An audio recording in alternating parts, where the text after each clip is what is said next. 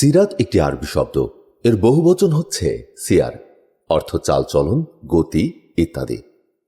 সিরাত আল রাসূলুল্লাহ বা সিরাত বলতে হযরত মুহাম্মদ সাল্লাল্লাহু আলাইহি সাল্লামের জীবনীকে বোঝায়। এই সিরাতের তথ্য কোরআন ছাড়াও সহিহ হাদিস, তার জীবনী এবং ইসলামের প্রাথমিক যুগে সর্বাধিক বিশ্বাসযোগ্য ঐতিহাসিক তথ্য হতে পাওয়া যায়। সিরাত শব্দের শাব্দিক অর্থ জীবনী। সুতরাং সাধারণভাবে সিরাতুন নবী অর্থ নবীজির জীবনী। আমরা জানি একজন মানুষের ব্যক্তিত্ব যত বড় হয় তার জীবন তত বিস্তৃত হয়। যেমন পৃথিবীর শুরু থেকে আজ পর্যন্ত যত মানুষ এ ধারায় আগমন করেছে এবং পৃথিবী ধ্বংস হওয়া পর্যন্ত আগমন করবে, সবার চাইতে নবী করিম সাল্লাল্লাহু আলাইহি সাল্লামের জীবন ছিল বেশ বিস্তৃত। মানুষের জীবনে এমন কোনো দিক নেই যার দিক নির্দেশনা আমাদের নবীজির জীবন থেকে পাওয়া যাবে না। পবিত্র কোরআনুল কারীমে আল্লাহ তাআলা বলেন, জগৎবাসীর জন্য আমি তোমাকে রহমত স্বরূপ প্রেরণ করেছি। সূরা আম্বিয়া আয়াত 107। অপর একটি আয়াতে ইরশাদ হয়েছে, মুহাম্মদ তোমাদের পুরুষদের মধ্য থেকে কারো পিতা নন, কিন্তু তিনি আল্লাহর রাসূল এবং সর্বশেষ নবী। সূরা আল আহজাব আয়াত 40। এছাড়াও নবীজি সাল্লাল্লাহু আলাইহি সাল্লাম বলেছেন, রিসালাত ও নবুয়তের ধারা শেষ হয়ে গেছে, সুতরাং আমার পরে কোনো রাসূল বা নবী আসবে না। মোদ্দা কথা, নবীজির মাধ্যমে আল্লাহ তাআলা নবুয়ত ও রিসালাতের ধারা শেষ করেছেন এবং তার মাধ্যমে আমাদেরকে একটি পূর্ণাঙ্গ দ্বীন ও জীবন ব্যবস্থা দান করেছেন। আল্লাহ সুবহানাহু ওয়া তাআলা ইরশাদ করেন, আজ আমি তোমাদের জন্য তোমাদের দ্বীনকে পূর্ণ করে দিলাম, আমার নিয়ামতকে তোমাদের জন্য পরিপূর্ণ করে দিলাম এবং তোমাদের জন্য ইসলামকে দ্বীন হিসাবে মনোনীত করলাম। সূরা মায়েদা আয়াত 3। এই আয়াতে বলা হয়েছে যে ইসলামকে আমাদের জন্য পরিপূর্ণ ও পূর্ণাঙ্গ করে দেয়া হয়েছে, আর পূর্ণাঙ্গ করা হয়েছে নবীজি সাল্লাল্লাহু আলাইহি সাল্লামের মাধ্যমে। সুতরাং তাঁকেও আল্লাহ তাআলা সমগ্র জগতের জন্য পূর্ণাঙ্গ একজন পথপ্রদর্শক, রোল মডেল হিসেবে পাঠিয়েছেন। তাই সিরাতুন নবী শুধুমাত্র নবীজির জীবনের কিছু ঘটনা জানার নাম নয়, এটি সুবিস্তৃত একটি বিষয়, কুলহীন সমুদ্র।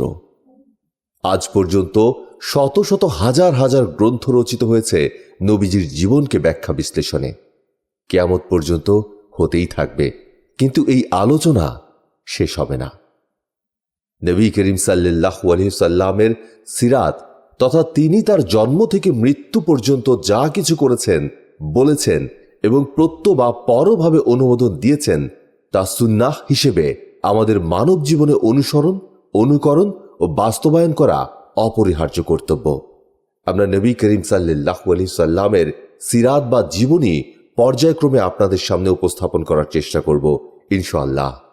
আশা করি আমাদের এই পূর্ণাঙ্গ সিরাত উপস্থাপনায় আপনারা আমাদের সাথেই থাকবেন। সিরাতের প্রথম পর্বে আজ আপনাদের জন্য থাকছে তৎকালীন আরবের ভৌগোলিক, সামাজিক, প্রশাসনিক, অর্থনৈতিক ও ধর্মীয় অবস্থা। আরবের ভৌগোলিক অবস্থান এবং গোত্রসমূহ। নবী করিম সাল্লাল্লাহু আলাইহি সাল্লামের জীবন চরিত বলতে বোঝায় প্রকৃতপক্ষে আল্লাহ প্রদত্ত সেই বার্তা বিচ্ছুরিত আলোক রশ্মির বাস্তবায়ন বা রূপায়ণ, যা রাসূলুল্লাহ সাল্লাল্লাহু আলাইহি সাল্লাম মানব জাতির সম্মুখে উপস্থাপন করেছেন এবং যার মাধ্যমে মানুষকে ভ্রষ্টতার গাঢ় অন্ধকার থেকে উদ্ধার করে শাশ্বত আলোকোজ্জ্বল পথের উপর প্রতিষ্ঠিত করেছেন এবং মানুষের দাসত্ব ও শৃঙ্খল থেকে মুক্ত করে আল্লাহর দাসত্বে প্রবিষ্ট করেছেন। এমনকি ইতিহাসের চিত্রকেই পাল্টিয়ে দিয়েছেন এবং মানব জগতের জীবনধারায় আমূল পরিবর্তন আনয়ন করেছেন। সর্বযুগের সর্বশ্রেষ্ঠ মানব ও নবী করিম সাল্লাল্লাহু আলাইহি সাল্লামের পবিত্র জীবনধারার পূর্ণাঙ্গ প্রতিচ্ছবি অঙ্কন ততক্ষণ পর্যন্ত সম্ভব নয় যতক্ষণ না আল্লাহর বাণী অবতীর্ণ হওয়ার পূর্বের ও পরের অবস্থার তুলনামূলক বিচার বিশ্লেষণ না করা হয়। এ প্রেক্ষাপটে প্রকৃত আলোচনায় যাওয়ার পূর্বে প্রাক ইসলামিক আরবের ভৌগোলিক সীমারেখা, আরব ভূমিতে বসবাসরত বিভিন্ন সম্প্রদায়ের অবস্থা ও অবস্থান এবং তাদের ক্রমোন্নতির ধারা এবং সে যুগের রাষ্ট্র পরিচালনা, নেতৃত্ব প্রদান ও গোত্রসমূহের শ্রেণীবিন্যাসকে বিভিন্ন দিন, ধর্ম, সম্প্রদায়, আচার আচরণ, অন্ধবিশ্বাস এবং রাজনৈতিক, সামাজিক ও অর্থনৈতিক চিত্রসহ আলোচনা করছি। আরবের অবস্থান। আরব শব্দটি বালুকাময় প্রান্তর, ঊষর ধূসর মরুভূমি বা লতাগুল্ম তৃণশস্যবিহীন অঞ্চল অর্থে ব্যবহৃত হয়। স্মরণাতীত কাল থেকেই বিশেষ এক বৈশিষ্ট্যগত অর্থে আরব উপদ্বীপ এবং সেখানে বসবাসকারী সম্প্রদায়ের জন্য এ পরিভাষাটি ব্যবহৃত হয়ে আসছে। আরবের পশ্চিমে লোহিত সাগর ও সিনাই উপদ্বীপ, পূর্বে আরব উপসাগর ও দক্ষিণ ইরাকের এক বড় অংশ এবং দক্ষিণে আরব সাগর যা ভারত মহাসাগরের বিস্তৃত অংশ, উত্তরে সাম্রাজ্য এবং উত্তর ইরাকের কিছু অংশ। উল্লেখিত সীমান্ত সমূহের কোনো কোনো ক্ষেত্রে কিছুটা মতবিরোধ রয়েছে। সমগ্র ভূভাগের আয়তন 10 লক্ষ থেকে 13 লক্ষ বর্গমাইল পর্যন্ত ধরা হয়েছে। আভ্যন্তরীণ ভৌগোলিক এবং ভূপ্রাকৃতিক উভয় দৃষ্টিকোণ থেকেই আরব উপদ্বীপ অত্যন্ত গুরুত্ব ও তাৎপর্য বহন করে।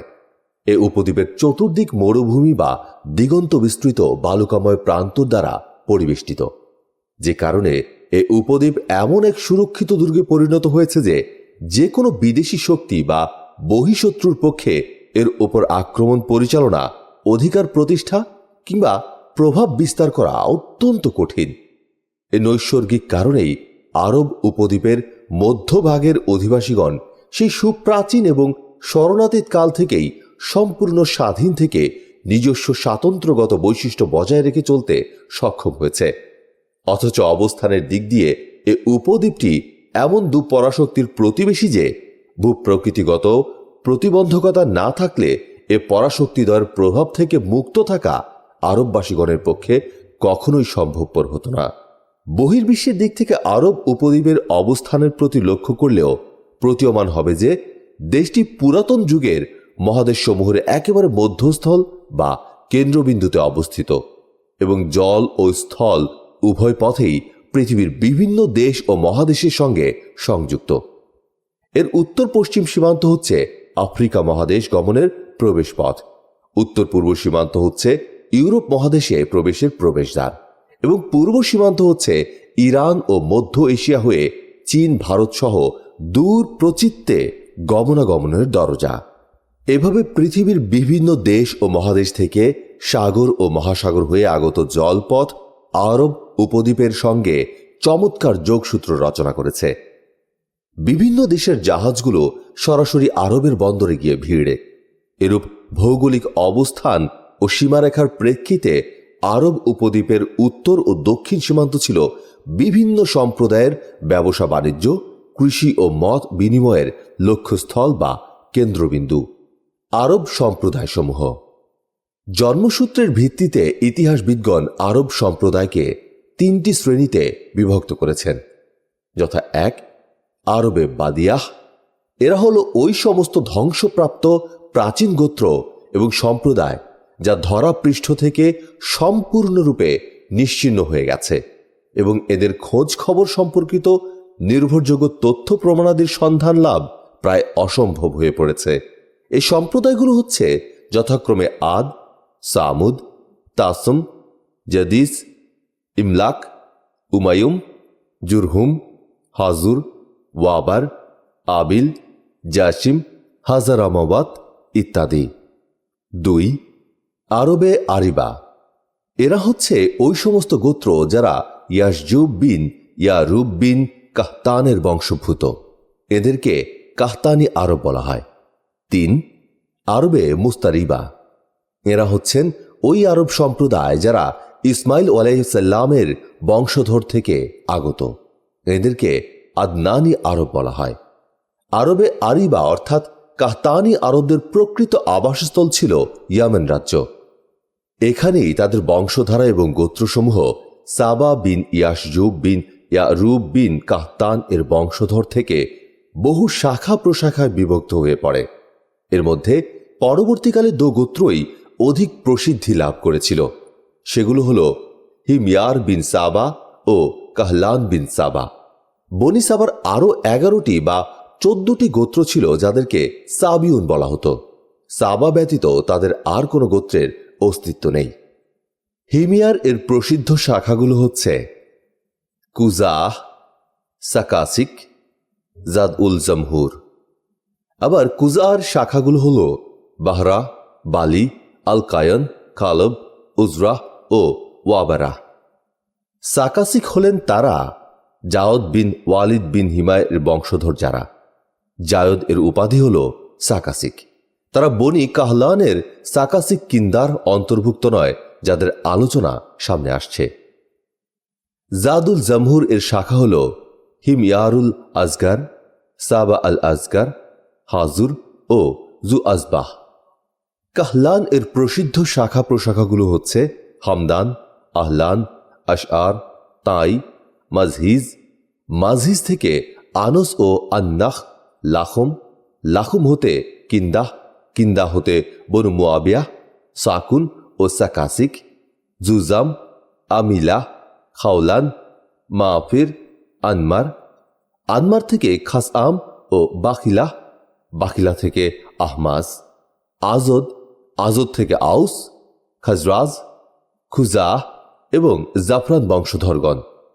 এরা পরে শাম রাজ্যের আশেপাশে সাম্রাজ্য প্রতিষ্ঠা করেন এবং আলে গাসসান নামে প্রসিদ্ধ লাভ করেন। অধিকাংশ কাহালানি গোত্র পরে ইয়ামেন রাজ্য পরিত্যাগ করে আরব উপদ্বীপের বিভিন্ন অঞ্চলে ছড়িয়ে পড়ে। সাধারণভাবে তাদের দেশ ত্যাগের ঘটনা ঘটে সাইলে আরিমের কিছু পূর্বে।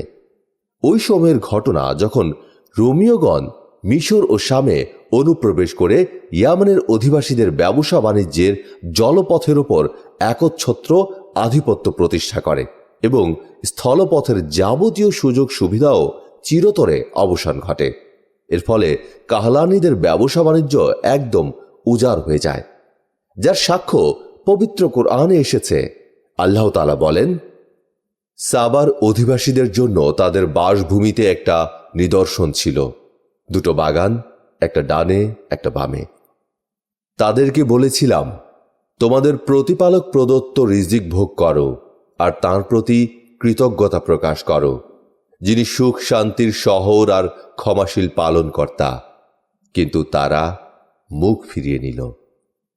কাজেই আমি তাদের বিরুদ্ধে পাঠালাম বাঁধ ভাঙা বন্যা, আর আমি তাদের বাগান দুটিকে পরিবর্তিত করে দিলাম এমন দুটি বাগানে যাতে জন্মিত বিষাদ ফল, ঝাউ গাছ আর কিছু কুল গাছ।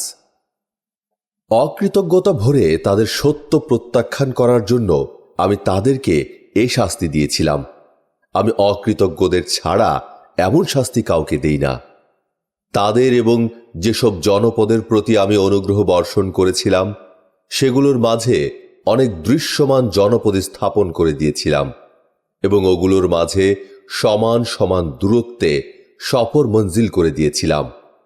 আর তাদেরকে বলেছিলাম, তোমরা এসব জনপদে রাতে আর দিনে নিরাপদে ভ্রমণ করো।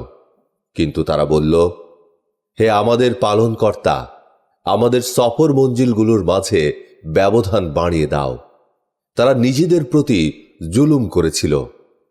কাজেই আমি তাদেরকে কাহিনী বানিয়ে ছাড়লাম, যে কাহিনী শোনানো হয়, আর তাদেরকে ছিন্ন ভিন্ন করে দিলাম। এতে প্রত্যেক ধৈর্যশীল কৃতজ্ঞ ব্যক্তির জন্য নিদর্শন রয়েছে।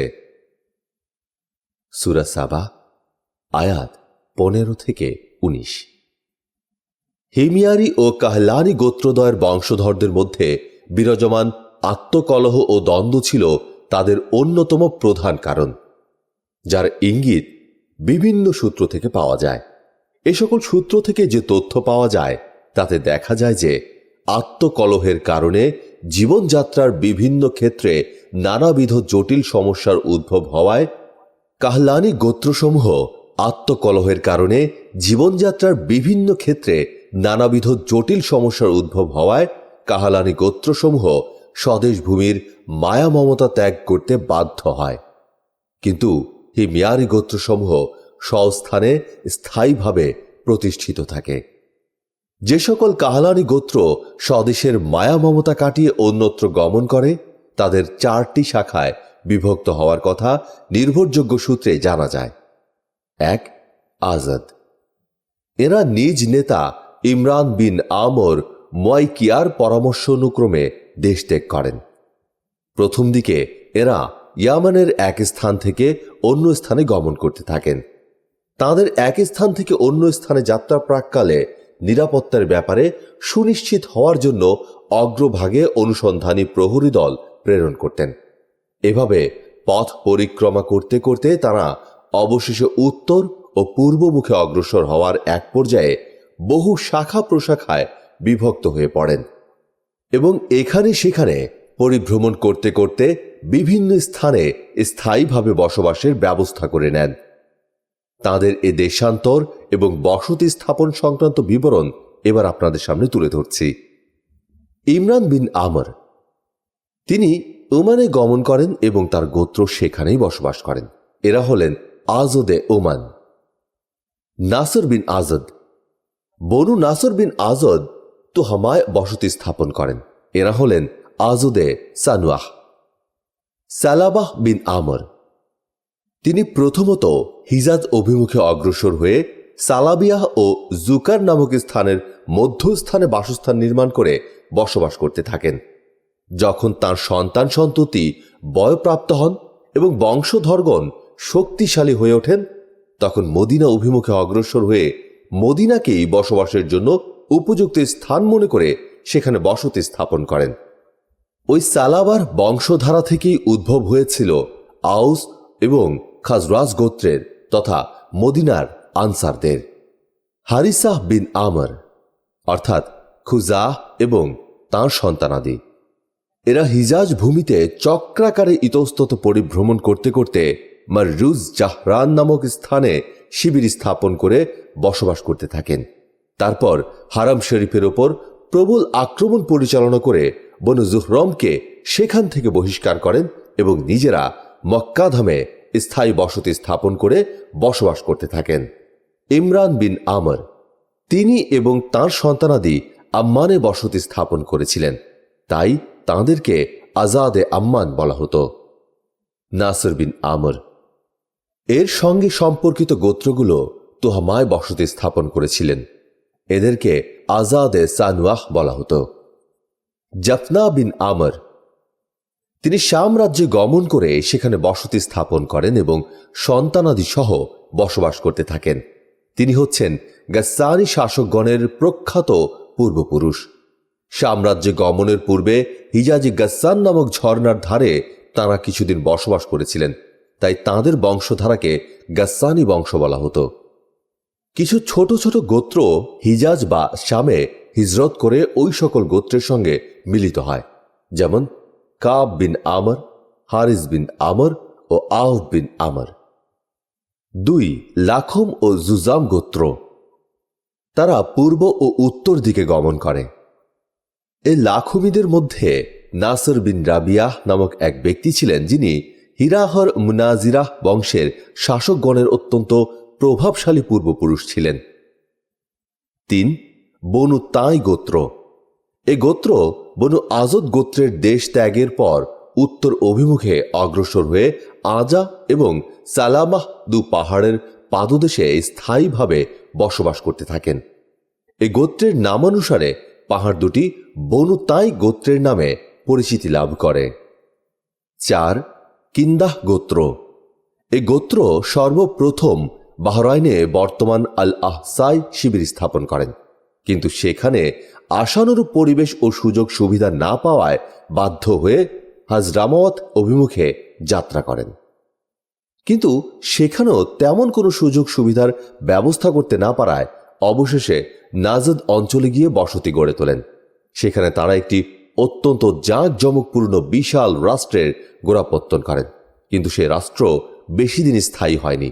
অল্পকালের মধ্যেই তার অস্তিত্ব চিরতরে বিলুপ্ত হয়ে যায়। কাহালান ছাড়া হিমারেরও অনুরূপ একটি কুজাহ গোত্র রয়েছে। অবশ্য যাঁরা ইয়ামান হতে বাস্তুভিটা ত্যাগ করে ইরাক সীমান্তে বসতি স্থাপন করেন, তাদের হিমায়েরি হওয়ার ব্যাপারেও কিছুটা মতভেদ রয়েছে। এদের কিছু গোত্র সিরিয়ার উচ্চভূমি ও উত্তর হিজাজে বসতি স্থাপন করল। আরবে মুস্তারিবা, এদের প্রধান পূর্বপুরুষ ইব্রাহিম আলাইহিসসালাম মূলত ইরাকের উর শহরের বাসিন্দা ছিলেন। এই শহরটি ফোরাত বা ইউফ্রেটিস নদীর তীরে কুফার সন্নিকটে অবস্থিত। প্রত্নতাত্ত্বিকগণ কর্তৃক ওই শহরটির ভূগর্ভ খননের সময় যে সকল শিলালিপি, পুঁথি, পুস্তক ও দলিলাদি উদ্ধার করা হয়েছে তার মাধ্যমে এই শহর সম্পর্কে নানা মূল্যবান ও গুরুত্বপূর্ণ তথ্যাদি প্রকাশিত হয়েছে।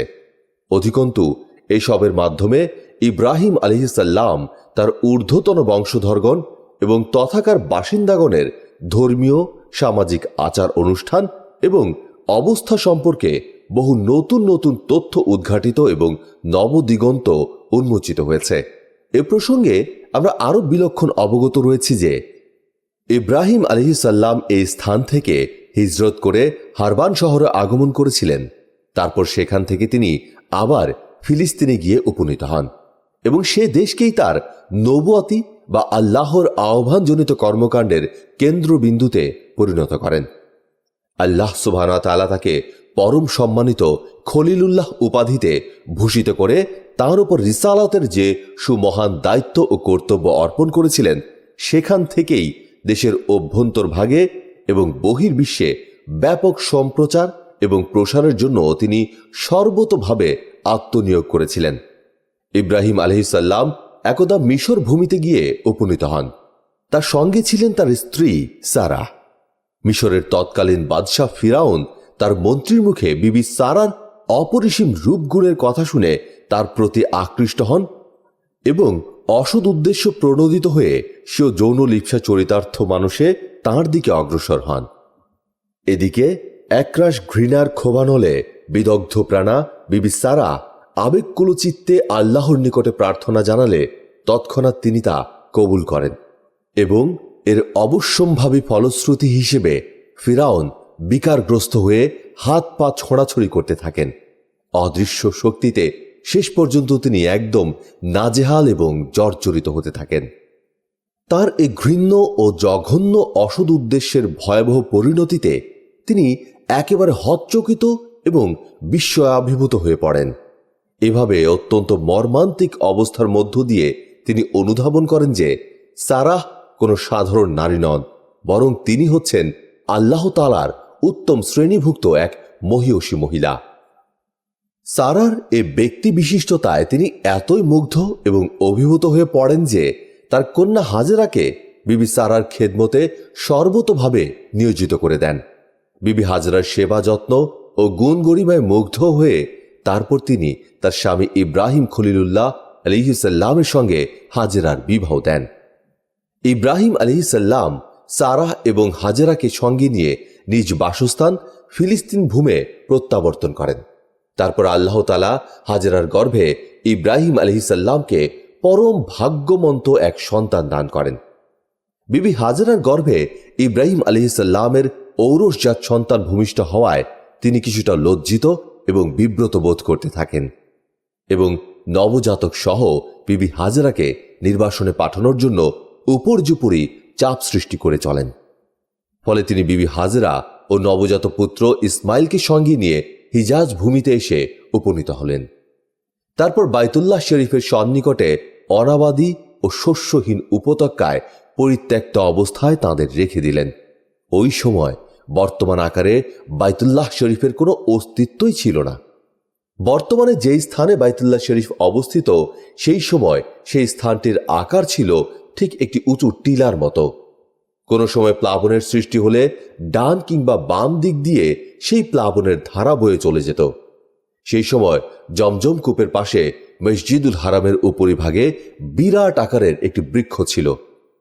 ইব্রাহিম আলাইহিসসালাম স্ত্রী বিবি হাজেরা এবং শিশুপুত্র ইসমাইল আলাইহিসসালামকে সেই বৃক্ষের নিচে রেখে চলে গেলেন।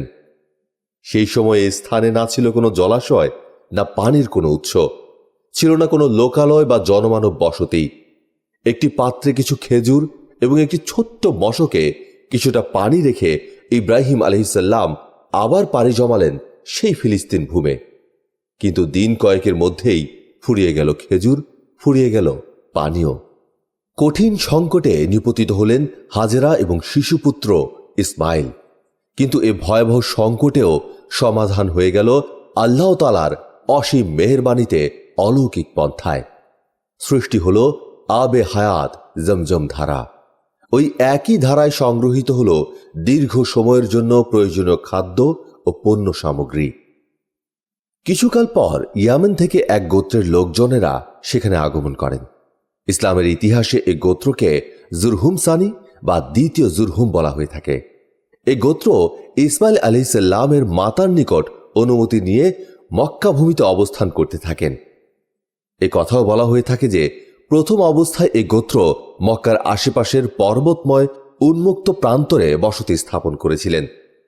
সহিহুল বুখারী শরীফে সুস্পষ্টভাবে এতটুকু উল্লেখ আছে যে মক্কা শরীফে বসবাসের উদ্দেশ্যে তারা আগমন করেছিলেন ইসমাইল আলাইহিসসালামের আগমনের পর, কিন্তু তার যৌবনে পদার্পণের পূর্বে। অবশ্য তার বহু পূর্ব থেকেই তারা সেই পর্বত পরিবেষ্টিত প্রান্তর দিয়ে যাতায়াত করতেন। পরিত্যক্ত স্ত্রী পুত্রের সঙ্গে সাক্ষাতের উদ্দেশ্যে ইব্রাহিম আলাইহিসসালাম সময় সময় মক্কা ভূমিতে আগমন করতেন, কিন্তু তিনি কতবার মক্কার পূর্ণ ভূমিতে আগমন করেছিলেন তার সঠিক কোনো বিবরণ বা হদিস খুঁজে পাওয়া যায়নি। তবে ইতিহাসবিদগণের অভিমত হচ্ছে যে তিনি 4 বার মক্কা আগমন করেছিলেন।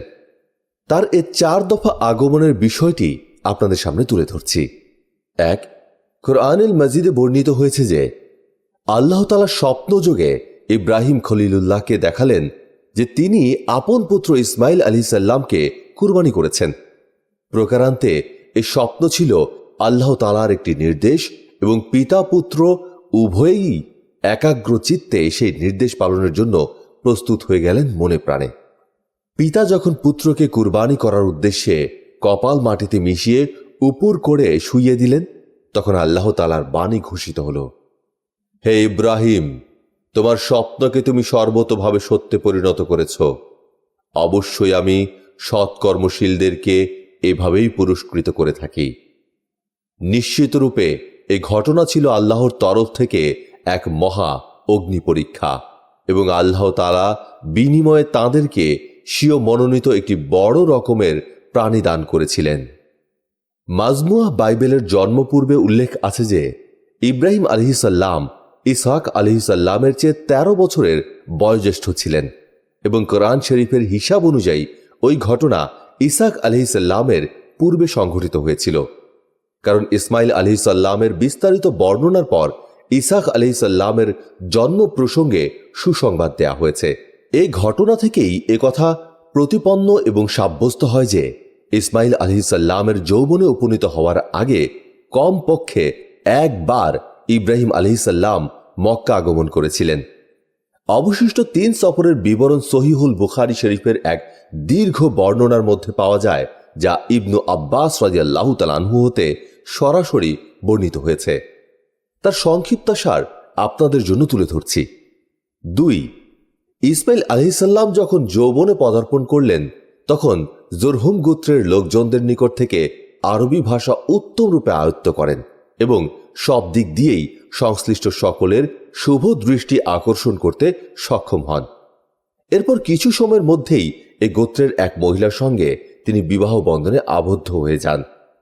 এমন এক অবস্থার মধ্য দিয়ে যখন সময় অতিবাহিত হয়ে যাচ্ছিল, তখন তার নয়নমণি ইসমাইল আলাইহিসসালামকে শোক সাগরে ভাসিয়ে বিবি হাজরা জান্নাতবাসিনী হয়ে যান। ইন্না লিল্লাহি ওয়া ইন্না ইলাইহি রাজিউন। এদিকে পরিত্যক্ত পরিবারের কথা স্মৃতিপটে উদিত হলে ইব্রাহিম আলাইহিসসালাম পুনরায় মক্কা অভিমুখে যাত্রা শুরু করেন। সহধর্মিনী হাজেরা তখন জান্নাতবাসিনী। তিনি প্রথমে গিয়ে উপস্থিত হলেন ইসমাইল আলাইহিসসালামের ঘরে, কিন্তু তার অনুপস্থিতির কারণে পিতা পুত্রের মধ্যে সাক্ষাৎকার আর সম্ভব হল না। দেখা সাক্ষাৎ এবং কথাবার্তা হল পুত্রবধূর সাথে। আলাপ আলোচনার এক পর্যায়ে পুত্রবধূ সাংসারিক অসচ্ছলতার অভিযোগ অনুযোগ পেশ করলে তিনি কথা বলে উপদেশ প্রদান করেন যে ইসমাইল আলাইহিসসালামের আগমনের পরপরই যেন এ দরজার চৌকাঠ পরিবর্তন করে নেওয়া হয়। পিতার উপদেশের তাৎপর্য উপলব্ধি করে ইসমাইল আলাইহিসসালাম তার স্ত্রীকে তালাক দিয়ে দ্বিতীয় এক মহিলার সঙ্গে বিবাহ বন্ধনে আবদ্ধ হন। এ মহিলা ছিলেন জুরহুম গোত্রের মুজাজ বিন আমর এর কন্যা। 3. ইসমাইল আলাইহিসসালামের দ্বিতীয় বিয়ের পর ইব্রাহিম আলাইহিসসালাম পুনরায় মক্কা গমন করেন, কিন্তু এবারও পুত্রের সঙ্গে তার সাক্ষাৎ সম্ভব হয়নি। পুত্রবধূর নিকট কৌশলাদি অবগত হতে চাইলে তিনি আল্লাহ তাআলার শুকরিয়া আদায় করেন। এতে সন্তুষ্ট হয়ে ইব্রাহিম আলাইহিসসালাম দরজার চৌকাঠ স্থায়ী রাখার পরামর্শ দেন এবং পুনর্বার ফিলিস্তিন অভিমুখে যাত্রা শুরু করেন। 4. এরপর ইব্রাহিম আলাইহিসসালাম আবার মক্কা আগমন করেন। তখন ইসমাইল আলাইহিসসালাম জমজম কূপের নিকট বৃক্ষের নিচে তীর তৈরি করছিলেন। এমত অবস্থায় হঠাৎ পিতাকে দেখতে পেয়ে তিনি যুগপৎ আবেগ ও আনন্দের আতিশয্যে একেবারে লাফ দিয়ে উঠলেন এবং পিতা ও পুত্র উভয়কে কোলাকুলি ও আলিঙ্গন অবস্থায় বেশ কিছু সময় অতিবাহিত করলেন। এই সাক্ষাৎকার এত দীর্ঘ সময় পর সংঘটিত হয়েছিল যে কোমল হৃদয় ও কল্যাণময়ী পিতা এবং পিতৃবৎসল ও অনুগত পুত্রের নিকট তা ছিল অত্যন্ত আবেগময় ও মর্মস্পর্শী। ওই সময় পিতা পুত্র উভয়ে মিলিতভাবে কাবা গৃহ নির্মাণ করেছিলেন। এই কাবা গৃহের নির্মাণ কাজ পরিসমাপ্তির পর সেখানে পবিত্র হজ ব্রত পালনের জন্য ইব্রাহিম আলাইহিসসালাম বিশ্ব মুসলিম গোষ্ঠীকে উদাত্ত আহ্বান জানালেন। আল্লাহ তাআলা মুজাজ এর কন্যার গর্ভে ইসমাইল আলাইহিসসালামের 12টি অথবা 9টি সুসন্তান দান করেন। তাদের নাম হচ্ছে যথাক্রমে নাবিদ বা নাবউত, কায়দার, আদবাইল, মিবসাম, মিশমা, দুমা, মিশা, হাদদ, তাইমা, ইয়াতুর, নাফিস, কাইদুমান। ইসমাইল আলাইহিসসালামের 12টি সন্তান থেকে 12টি গোত্রের সূত্রপাত হয় এবং সকলেই মক্কা নগরীতে বসতি স্থাপন করেন। অধিকাংশ ক্ষেত্রেই তাঁদের জীবনধারা ছিল ইয়ামান, মিশর, সিরিয়া প্রভৃতি দেশের সঙ্গে ব্যবসা বাণিজ্যের উপর নির্ভরশীল। জনসংখ্যা বৃদ্ধির ফলে এই গোত্রগুলো ক্রমান্বয়ে আরব উপদ্বীপের বিভিন্ন অঞ্চলে এবং এমনকি আরবের বাইরেও ছড়িয়ে পড়ে। আল্লাহ তাআলার অত্যন্ত প্রিয় এবং মনোনীত এক মহাপুরুষের রক্তধারা থেকে এ সকল গোত্রের সৃষ্টি হলেও অধিকাংশ ক্ষেত্রেই তারা কিন্তু কালচক্রের আবর্তনে সৃষ্ট যবনিকার অন্তরালেই অজ্ঞাত অখ্যাত অবস্থায় থেকে যান। শুধুমাত্র নাবিদ এবং কায়দারের বংশধরগণে কালচক্রের আবর্তনে সৃষ্ট গাঢ় তিমির জাল থেকে নিজেদের মুক্ত রাখতে সক্ষম হন। কালক্রমে উত্তর হিজাজে নাবিতীদের সাহিত্য ও শিল্প সংস্কৃতির যথেষ্ট উৎকর্ষ সাধিত হয়। শুধু তাই নয়, তারা একক শক্তিশালী জাতি এবং বিশাল সাম্রাজ্য প্রতিষ্ঠিত করতে সক্ষম হন এবং আশেপাশের জনগোষ্ঠীকে তাদের অধীনস্থ করে নিয়ে তাদের কাছ থেকে নিয়মিত ট্যাক্স বা করও আদায় করতে থাকেন। এদের রাজধানী ছিল বাতরা। এদের সঙ্গে প্রতিযোগিতা কিংবা প্রতিদ্বন্দ্বিতা করার মতো সাহস কিংবা শক্তি আশেপাশের কারও ছিল না। তারপর কালচক্রের আবর্তনে রুমিদের অভ্যুদয় ঘটে। বিভিন্ন ক্ষেত্রে তারা এতই উন্নতি সাধন এবং এত বেশি শক্তি সঞ্চয় করে যে তখন নাবিতীদের শক্তি সামর্থ্য এবং শৌর্য বীর্যের কথা রূপকথার মতো কল্পকাহিনীতে পর্যবসিত হয়ে যায়। মক্কা নগরীর পুণ্যভূমিতে কায়দার বিন ইসমাইলের বংশবৃদ্ধি হয় এবং কালক্রমে তারা সেখানে প্রগতির স্বর্ণ শিখরে আরোহণ করেন। তারপর কালচক্রের আবর্তনে একসময় তারা অজ্ঞাত অখ্যাত হয়ে পড়েন। তারপর সেই স্থানে আদনান এবং তার সন্তানাদের অভ্যুদয় ঘটে। আরবের আদনানীগণের বংশ পরম্পরা সূত্র বিশুদ্ধভাবে এ পর্যন্তই সংরক্ষিত রয়েছে। আদনান হচ্ছে নবী করিম সাল্লাল্লাহু আলাইহি সাল্লামের বংশ তালিকায় 21তম ঊর্ধ্বতন পুরুষ।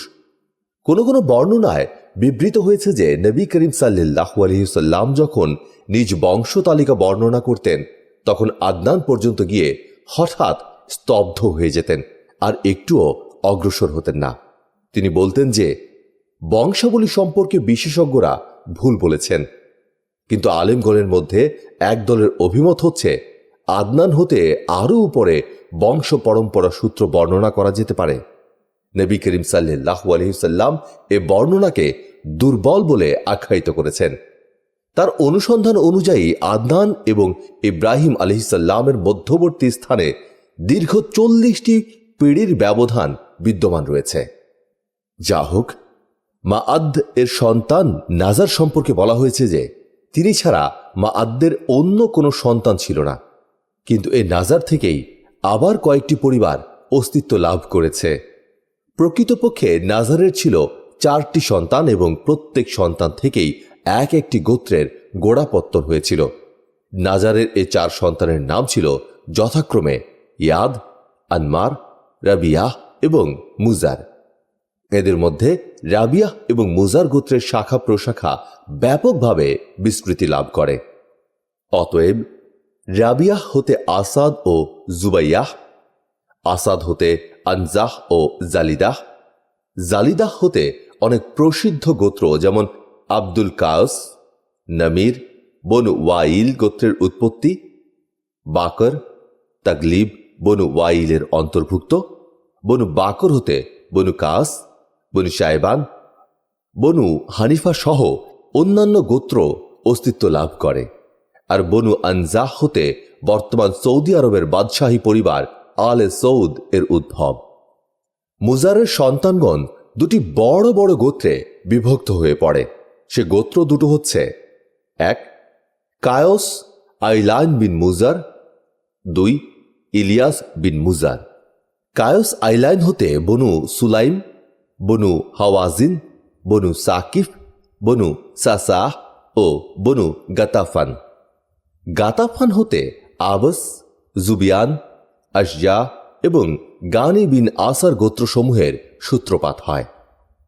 ইলিয়াস বিন মুজার হতে তামিম বিন মুররাহ, হুজাইল বিন মুদ্রিকাহ, বনু আসাদ বিন হুজাইমাহ এবং কিনানাহ বিন হুজাইমাহ গোত্রসমূহের উদ্ভব হয়। তারপর কিনানাহ হতে কুরাইশ গোত্রের উদ্ভব হয়। এই গোত্রটি ফিহর বিন মালিক বিন নাজার বিন কিনানাহ এর সন্তানাদি। তারপর কুরাইশ গোত্র বিভিন্ন শাখায় বিভক্ত হয়েছে। এর মধ্যে প্রসিদ্ধ শাখাগুলোর নাম হচ্ছে জুমাহ, সাহম, আদি, মখজুম, তাইম, জুহরা এবং কুসাই বিন কিলাব এর বংশধরগণ, অর্থাৎ আব্দুদ্দার বিন কুসাই, আসাদ বিন আব্দুল উজ্জাহ বিন কুসাই এবং আবদে মানাহ বিন কুসাই, এই 3 গোত্রই ছিল কুসাইয়ের সন্তান। এদের মধ্যে আবদে মানাফের ছিল 4 পুত্র এবং 4 পুত্র থেকে সৃষ্টি হয় 4টি গোত্রের, অর্থাৎ আবদে শামস, নওফাল, মুত্তালিব এবং হাসিম। এই হাসিম গোত্র থেকেই আল্লাহ তাআলা আমাদের প্রিয় নবী মুহাম্মদ সাল্লাল্লাহু আলাইহি সাল্লামকে নবী ও রাসূল রূপে মনোনীত করেন। রাসূলুল্লাহ সাল্লাল্লাহু আলাইহি সাল্লাম বলেছেন, আল্লাহ তাআলা ইব্রাহিম আলাইহিস সালামের সন্তানাদির মধ্য থেকে ইসমাইল আলাইহিস সালামকে, ইসমাইল আলাইহিস সালামের সন্তানাদির মধ্য থেকে কিনানাহকে মনোনীত করেন। কিনানার বংশধারার মধ্য থেকে কুরাইশকে, কুরাইশ থেকে বনু হাসিমকে এবং বনু হাসিম থেকে আমাকে মনোনীত করেন। সমসাময়িক আরবের বিভিন্ন রাজ্য ও নেতৃত্ব প্রসঙ্গ।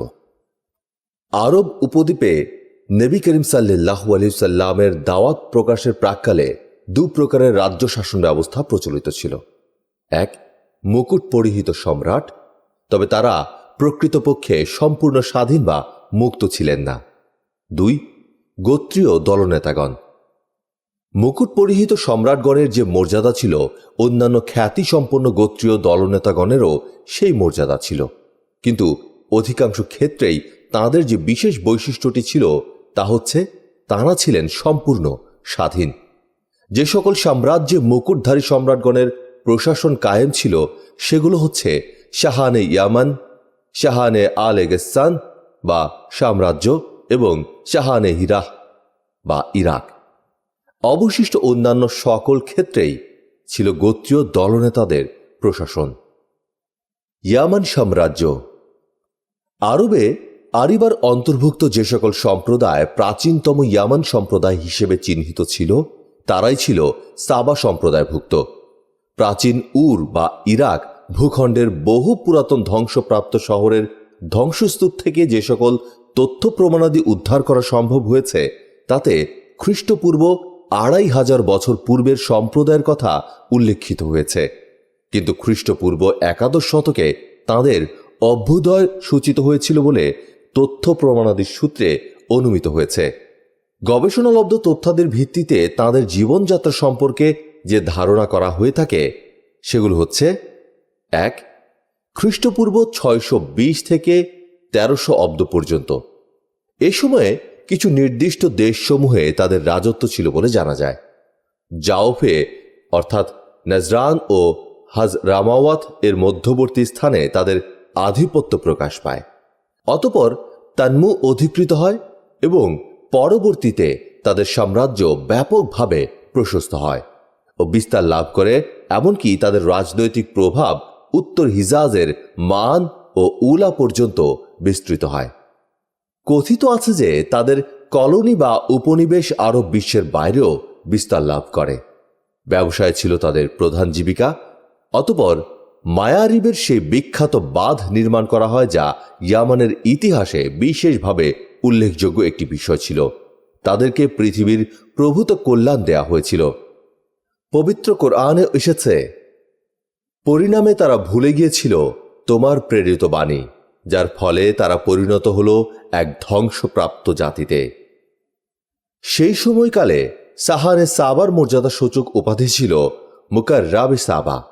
তার রাজধানী ছিল সিরওয়াহ, যার ধ্বংসপ্রাপ্ত অট্টালিকা চিহ্ন আজও মায়ারিব শহর থেকে উত্তর পশ্চিম দিকে 50 কিলোমিটার পথের দূরত্বে ও সানোয়া থেকে 142 কিলোমিটার পূর্বে দেখতে পাওয়া যায় এবং তা খুরাইবা নামে প্রসিদ্ধ রয়েছে।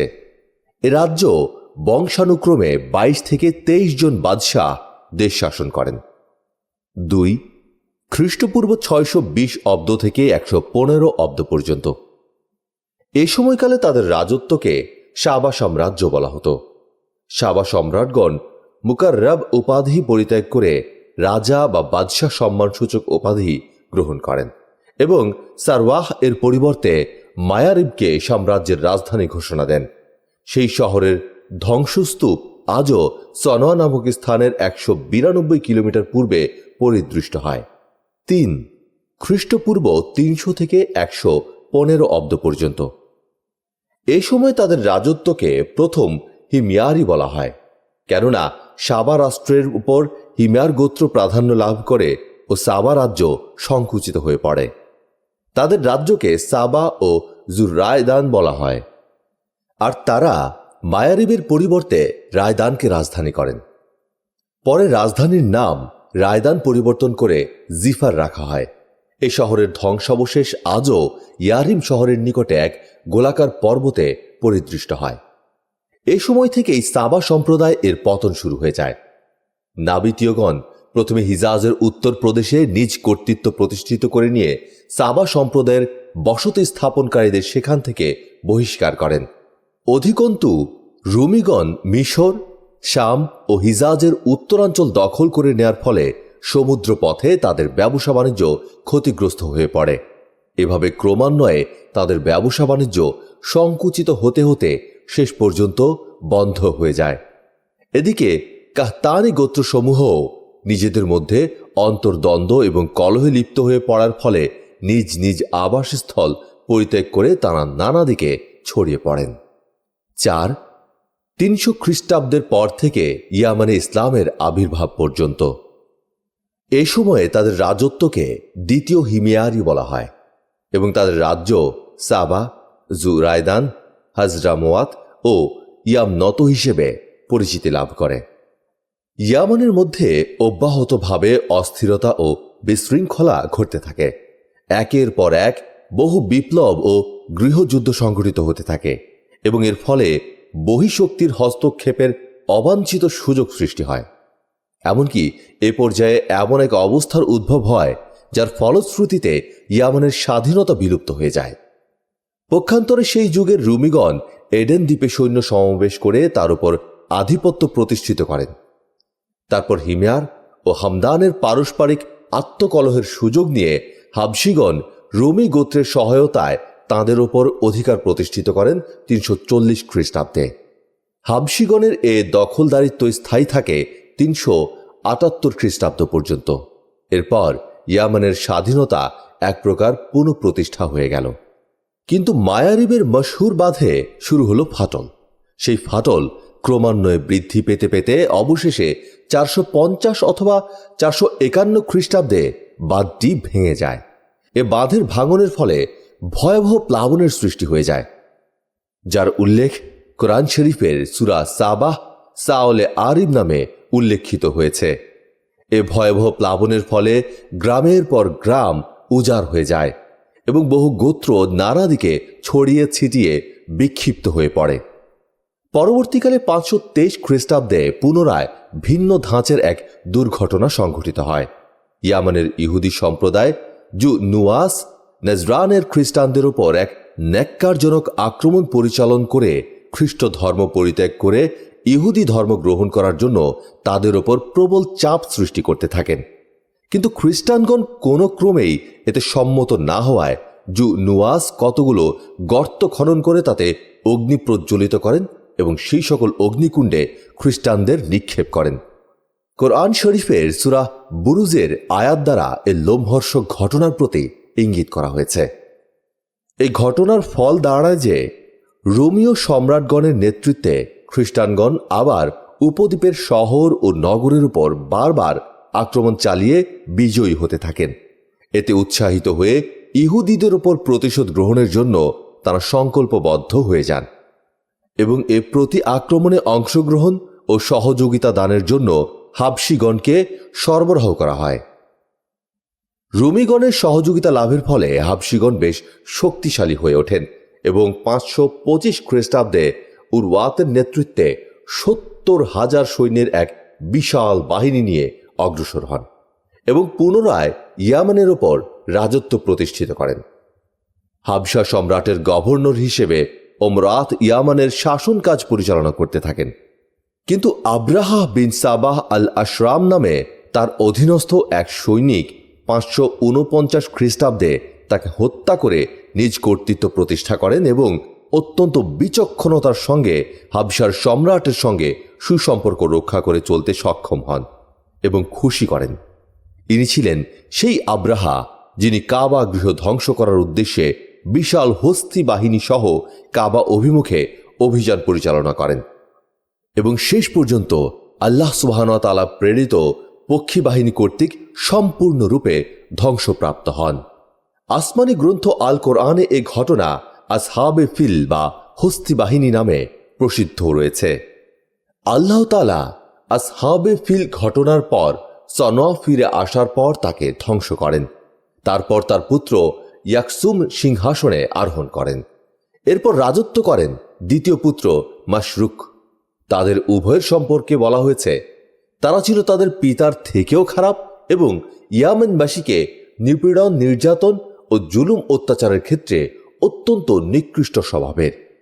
আসহাবে ফিলের ঘটনার পর ইয়ামেনবাসীগণ পারস্য রাজ্যের সাহায্যপুষ্ট হয় এবং হাবশিগণের বিরুদ্ধে বিদ্রোহ ঘোষণা করেন। ইয়ামানবাসীগণ সাইফ বিন জুয়াজান হিময়ারির সন্তান মাদিকারবের নেতৃত্বে হাবশিগণকে সে দেশ থেকে বহিষ্কার করে মুক্ত স্বাধীন সম্প্রদায় হিসেবে মাদিকাররবকে সম্রাট মনোনীত করেন। এ ছিল 575 খ্রিস্টাব্দের ঘটনা। স্বাধীনতা ও রাষ্ট্রীয় ক্ষমতা লাভের পর মাদিকারব কিছু সংখ্যক হাবশিকে নিজের খেদমত এবং রাজদরবারের জাঁকজমক বৃদ্ধির কাজে নিয়োজিত করেছিলেন। কিন্তু তার এ ভ্রান্ত নীতির কারণে দুগ্ধকলা সহকারে সর্পপালন প্রবাদ বাক্যটি এক মর্মান্তিক সত্যে পরিণত হয়ে যায়। প্রতারণা করে ওই হাবশিগণ একদিন মাদিকারবকে হত্যা করার কারণে জু ইয়াজান পরিবারের শাসন ক্ষমতাকে চিরদিনের জন্য স্তব্ধ করে দেয় আর দেশটি পারস্য সাম্রাজ্যের একটি প্রদেশে পরিণত হয়। এরপর থেকে পারস্য বংশোদ্ভূত কয়েকজন গভর্নর একাদিক্রমে ইয়ামান প্রদেশের শাসন সংক্রান্ত কর্মকাণ্ড পরিচালনা করতে থাকেন। অবশেষে সর্বশেষ পার্সি গভর্নর বাজান 628 খ্রিস্টাব্দে ইসলাম গ্রহণ করলে ইয়ামান পারস্য শাসনের নাগপাশ থেকে মুক্ত হয়ে ইসলামী জীবনধারা ও শাসন সৌকর্যের সুশীতল ছায়াতলে আশ্রয় লাভ করে। হীরার সাম্রাজ্য।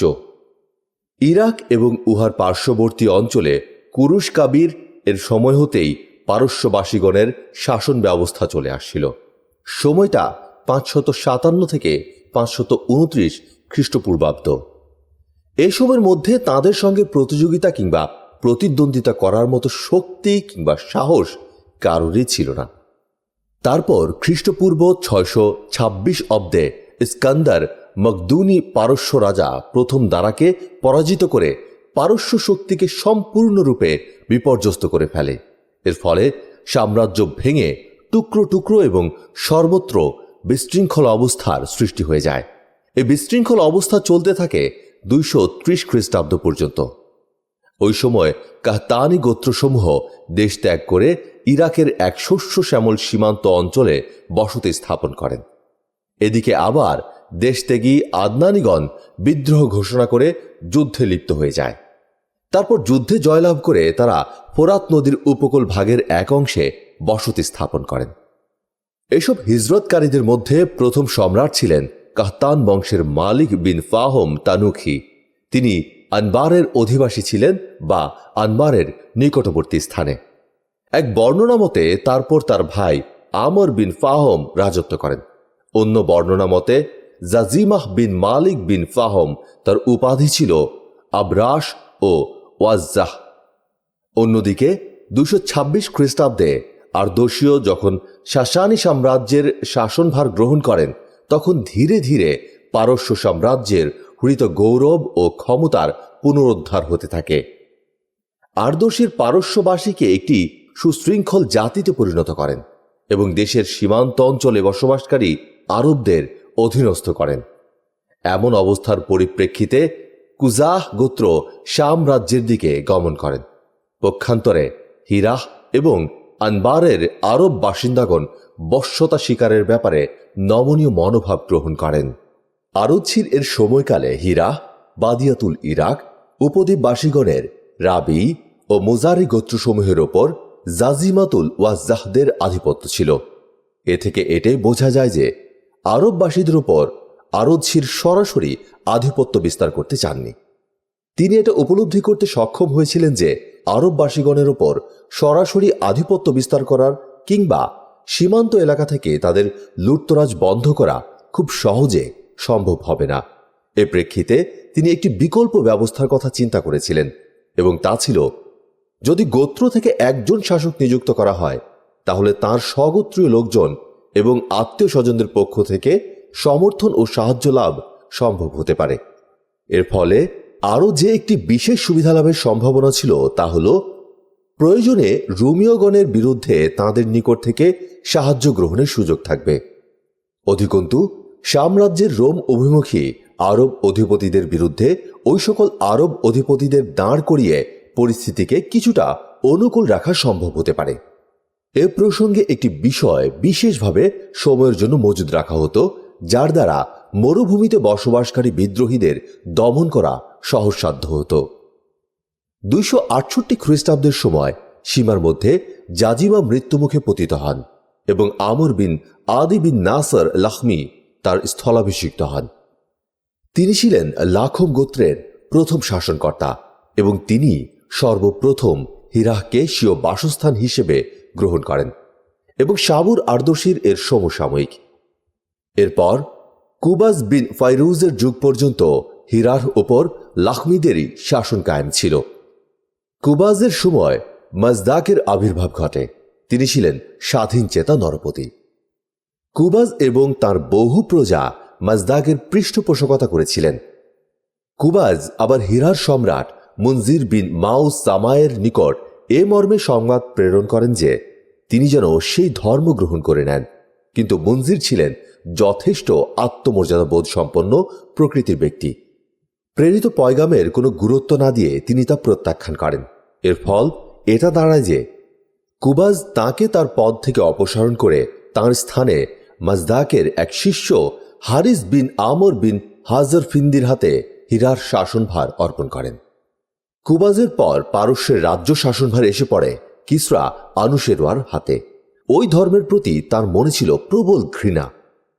তিনি মাজদাক এবং তার অনুসারীগণের এক বড় দলকে হত্যা করেছিলেন। তারপর পুনরায় মুনজিরের প্রতি হিরার শাসনভার অর্পিত হয় এবং হারিস বিন আমরকে তার দরবারে আগমনের জন্য আহ্বান জানানো হয়, কিন্তু তিনি বনু কালব গোত্রের দিকে পলায়ন করেন এবং সেখানেই বসবাস করতে থাকেন। মুনজির বিন মাউস সামার পরে নুমান বিন মুনজিরের কাল পর্যন্ত হিরার রাজ্য পরিচালনার দায়িত্ব তাঁরই বংশধরের উপর ন্যস্ত করেন। আবার জাওদ বিন আদি উবাদি কিসরার নিকট নুমান বিন মুনজির সম্পর্কে মিথ্যা অভিযোগ করলে কিসরা রাগান্বিত হয়ে নুমানকে নিজ দরবারে তলব করেন।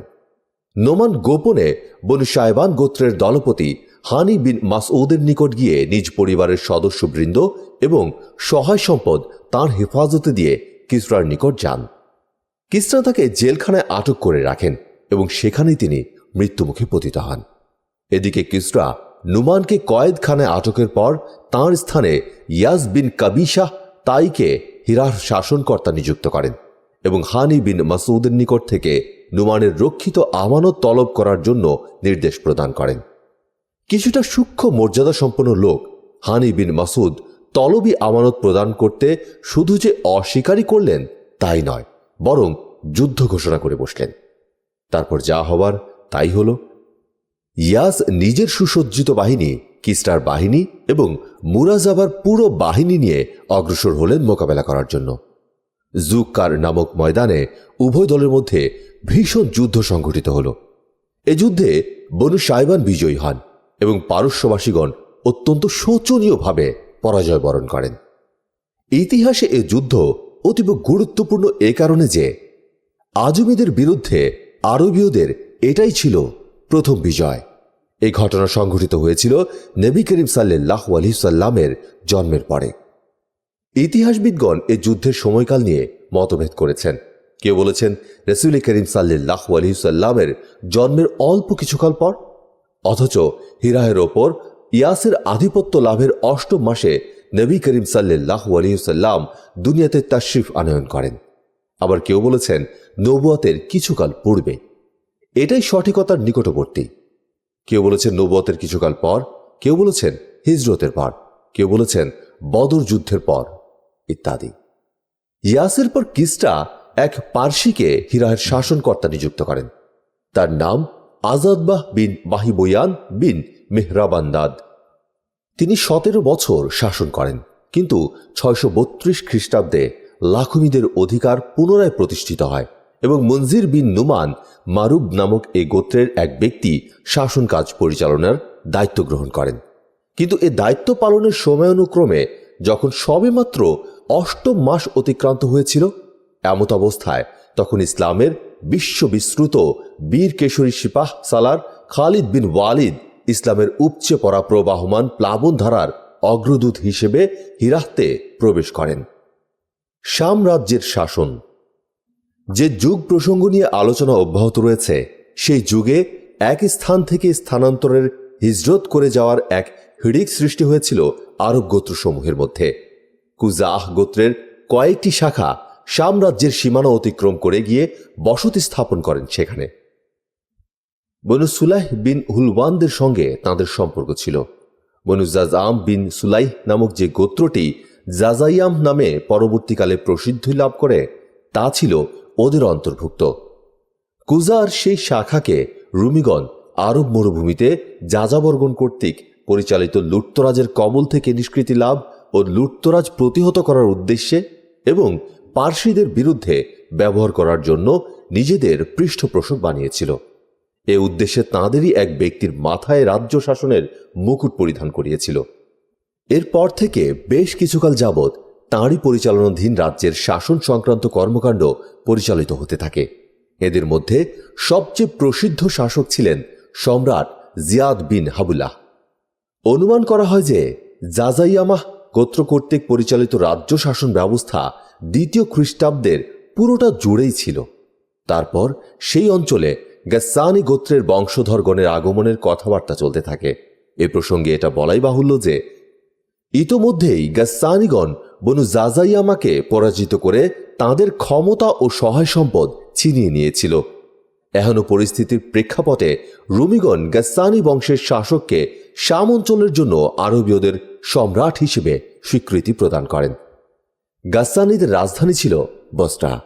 রোমীয় কর্মকাণ্ডের পরিচালক হিসেবে শাম অঞ্চলে পর্যায়ক্রমে সে পর্যন্ত তাঁদেরই রাজত্ব চলতে থাকে, যে পর্যন্ত ফারুকি প্রতিনিধিত্বকালের মধ্যে ১৩ হিজরিতে ইয়ারমুখ যুদ্ধ সংঘটিত হয় এবং গাসসানী বংশের শেষ শাসক জাবালাহ বিন আইহাম ইসলামের সুশীতল ছায়াতলে আশ্রয় গ্রহণ করেন।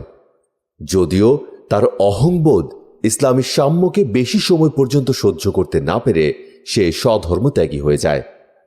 হিজাজের নেতৃত্ব। এটা সর্বজন বিদিত বিষয় যে মক্কায় জনবসতির সূত্রপাত হয় ইসমাইল আলাইহিসসালামের মক্কাবাস থেকে।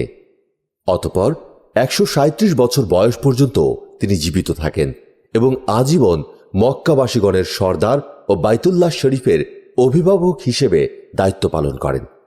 তার ওফাত প্রাপ্তির পর তার এক সন্তান মক্কার অভিভাবকের দায়িত্ব পালন করেন। কেউ বলেন ২ সন্তানই প্রথমে নাবিদ ও পরে কায়দার মক্কার অভিভাবকের দায়িত্ব পালন করেন। আবার কেউ এর বিপরীত বলেছেন। তারপর তার নানা মুয়াজ বিন আমর জুরহুমি রাজ্যের শাসনভার নিজ হাতে গ্রহণ করেন। এভাবে মক্কার নেতৃত্ব বনু জুরহুম গোত্রের হাতে চলে যায় এবং এক যুগ পর্যন্ত তা তাঁদের হাতের মুঠোর মধ্যেই থাকে। যেহেতু ইসমাইল আলাইহিসসালাম পিতার সঙ্গে হাত মিলিয়ে বাইতুল্লাহ শরীফের নির্মাণ কাজ করেছিলেন, সেহেতু তার সন্তানাদি বিশেষ এক মর্যাদার আসনে অধিষ্ঠিত থাকেন, যদিও নেতৃত্ব কিংবা অধিকার লাভে তাদের কোনো অংশীদারিত্ব ছিল না। তারপর দিনের পর দিন এবং বছরের পর বছর অতিবাহিত হতে থাকল, কিন্তু ইসমাইল আলাইহিসসালামের সন্তানগণ যেন মাতৃগর্ভেই রয়ে গেলেন। জনসমাজে তারা অজ্ঞাত অখ্যাতই রয়ে গেলেন। পক্ষান্তরে বখতুনশরের খ্যাতি প্রকাশিত হওয়ার পূর্ব মুহূর্তে বনু জুরহুম গোত্রের শক্তি দুর্বল হয়ে পড়ে এবং মক্কার আকাশে আদানীদের রাজনৈতিক নক্ষত্রের দ্যুতি চমকাতে আরম্ভ করে। এর প্রমাণ হচ্ছে বখতুনশর জাতে ইর্ক নামে স্থানে আরবদের সঙ্গে যে ভীষণ লড়াই করেছিলেন, তাতে আরব সৈন্যদের সেনাপতি জুরহুমি ছিলেন না, বরং স্বয়ং আদনান ছিলেন সেনাপতি। খ্রিস্টপূর্ব ৫৮৭ অব্দে বখতুনশর আবার যখন মক্কা আক্রমণ করেন, তখন আদনানিগণ পলায়ন করে ইয়ামান চলে যান। সেই সময় ইয়ারমিয়াহ অধিবাসী বারখিয়া, যিনি বনি ইসরায়েলগণের নবী ছিলেন, তিনি আদনানের সন্তান মাআদ্দাকে তার সঙ্গে নিয়ে শাম দেশের হাররানে চলে যান এবং বখতুনশরের প্রভাব বিলুপ্ত হয়ে গেলে মাআদ পুনরায় মক্কায় ফিরে আসেন। মক্কায় প্রত্যাবর্তনের পর জুরহুম গোত্রের মাত্র একজনের সঙ্গেই তাঁর সাক্ষাৎ হয়। তিনি ছিলেন জাওহাম বিন জুলহুমাহ। মাআদ তার কন্যা মুয়ানাকে বিবাহ করেন। তার গর্ভ থেকে জন্মগ্রহণ করেন নিজার। এরপর থেকে মক্কায় জুরহুম গোত্রের অবস্থা খুব খারাপ হতে থাকে। তাদেরকে প্রকট অসচ্ছলতার মধ্যে নিপতিত হতে হয়। ফলে তারা বাইতুল্লাহর হজ তীর্থযাত্রীদের ওপর নানা প্রকার অন্যায় উৎপীড়ন শুরু করে দেয়। খানায় কাবার অর্থ আত্মসাৎ করতেও তারা কোনো প্রকার দ্বিধাবোধ করেন না। এদিকে বনু আদনান গোত্র তাঁদের এ জাতীয় কর্মকাণ্ডের ওপর গোপনে গোপনে তীক্ষ্ণ দৃষ্টি রাখতে থাকেন এবং তাঁদের ওপর ভয়ানক ক্ষুব্ধ ও কুপিত হয়ে ওঠেন। তাই যখন বনু খুজাহ গোত্র মাররুজ জাহরানে শিবির স্থাপন করেন এবং লক্ষ্য করেন যে বনু আদনান গোত্র বনু জুরহুমকে ঘৃণার চোখে দেখছেন, তখন এ সুযোগ গ্রহণ করে এক আদনানি গোত্রকে সঙ্গে নিয়ে বনু জুরহুম গোত্রের বিরুদ্ধে যুদ্ধ আরম্ভ করে দেন এবং মক্কা থেকে তাঁদেরকে বিতাড়িত করে ক্ষমতা দখল করে নেন। এই ঘটনা ঘটে দ্বিতীয় খ্রিস্ট শতাব্দীর মধ্যভাগে। বনু জুরহুম গোত্র মক্কা ছেড়ে যাবার সময় জমজম কূপের মধ্যে নানা প্রকার জিনিসপত্র নিক্ষেপ করে তা প্রায় ভরাট করে ফেলেন। যেসব জিনিসপত্র তারা জমজম কূপের মধ্যে নিক্ষেপ করেন, তার মধ্যে ছিল কিছু সংখ্যক ঐতিহাসিক নিদর্শন। মুহাম্মদ বিন ইসহাকের বিবরণ মতে আমর বিন হারিস বিন মুজাজ জুরহুমি খানায় কাবার 2টি হরিণ, কর্নারে গ্রথিত পাথরটি হাজরে আসওয়াদ, সেটা বের করে নিয়ে তা কূপের মধ্যে নিক্ষেপ করেন। তারপর নিজ গোত্র বনু জুরহুমকে সঙ্গে নিয়ে ইয়ামানে চলে যান। মক্কা হতে বহিষ্কার এবং সেখানকার রাজত্ব শেষ হওয়ার কারণে তাঁদের দুঃখের অন্ত ছিল না। ইসমাইল আলাইহিসসালামের যুগ ছিল যীশু খ্রিস্টের জন্মের আনুমানিক 2000 বছর পূর্বে। সেই হিসেবে মক্কায় জুরহুম গোত্রের অস্তিত্ব ছিল প্রায় 2100 বছর পর্যন্ত এবং তাঁদের রাজত্বকাল ছিল প্রায় 2000 বছর পর্যন্ত। মক্কার উপর আধিপত্য প্রতিষ্ঠার পর বনু বাকরকে প্রশাসনিক দায় দায়িত্বে অন্তর্ভুক্ত না করেই বনু খুজাহ এককভাবে প্রশাসন পরিচালনা করেন। কিন্তু তা সত্ত্বেও বিশেষভাবে উল্লেখযোগ্য এবং মর্যাদা সম্পন্ন 3টি পদের অংশীদারিত্ব বনু মুজার গোত্র লাভ করেছিলেন। পদগুলো হচ্ছে যথাক্রমে 1. হাজিদের আরাফা থেকে মুজদালেফায় নিয়ে যাওয়া এবং ইয়াউমুন নাফার অর্থাৎ 13ই জিলহজ মিনা থেকে রওনা হওয়ার জন্য হাজিদের লিখিত আদেশ প্রদান। এ সম্মানের অধিকারী ছিলেন ইলিয়াস বিন মুজার বংশধরের মধ্যে বনি গাউস বিন মুররাহ, যাদের বলা হতো সুফাহ। এ মর্যাদার ব্যাখ্যা হচ্ছে 13ই জিলহজ তারিখে যতক্ষণ না সুফার কোনো একজন লোক সকলের আগে কঙ্কর নিক্ষেপ কাজ সম্পন্ন করতেন ততক্ষণ হাজিগণ কঙ্কর নিক্ষেপ করতে পারতেন না। অধিকন্তু হাজিগণ যখন কঙ্কর নিক্ষেপ কাজ সম্পন্ন করতেন এবং মিনা হতে রওনা হওয়ার ইচ্ছে করতেন তখন সুফার লোকেরা মিনার একমাত্র পথ আকাবার দুপাশ ঘিরে দাঁড়িয়ে যেতেন এবং যতক্ষণ না তাদের সকলের খাওয়া শেষ হতো ততক্ষণ সেই পথে অন্যদেরকে যেতে দেওয়া হতো না। তাদের চলে যাওয়ার পর অন্যান্য লোকদের জন্য পথ ছেড়ে দেওয়া হতো। যখন সুফাহ বিদায় নিল তখন এ সম্মান বনু তামিমের এক পরিবার বনু সাদ বিন জাদ মানাতের অনুকূলে গেল। 2. 10ই জিলহজ তারিখে ইফা জাহার জন্য সকালে মুজদালিফা থেকে মিনার দিকে যাত্রা করার ব্যাপারটি ছিল বনু আদওয়ানের এখতিয়ারভুক্ত এক মহাসম্মানের প্রতীক। 3. হারাম মাসগুলোকে এগিয়ে নিয়ে আসা কিংবা পিছিয়ে নিয়ে যাওয়ার ব্যাপারটি ছিল উচ্চ সম্মানের প্রতীক। এ সম্মানের ব্যাপারটি ছিল বনু কিনানাহ গোত্রের অন্যতম শাখা বনু ফুকাইম বিন আদির এখতিয়ারভুক্ত। মক্কার উপর বনু খুজাহ গোত্রের কর্তৃত্ব প্রায় 300 বছর যাবৎ প্রতিষ্ঠিত ছিল। এই সময়ের মধ্যে আদনানি গোত্রসমূহ মক্কা এবং হিজাজ সীমান্ত অতিক্রম করে নাজদ, ইরাক, বাহরাইন ইত্যাদি অঞ্চলে ছড়িয়ে পড়েন। মক্কার আশেপাশে কেবলমাত্র কোরাইশদের কয়েকটি শাখা অবশিষ্ট ছিল। তারা হলেন হুলুল ও সিরাম। অবশ্য এদের ঘরবাড়ি বলতে তেমন কিছুই ছিল না। ছড়ানো ছিটানো এবং বিচ্ছিন্ন অবস্থায় এরা ভিন্ন ভিন্ন পাড়ায় বসবাস করতেন।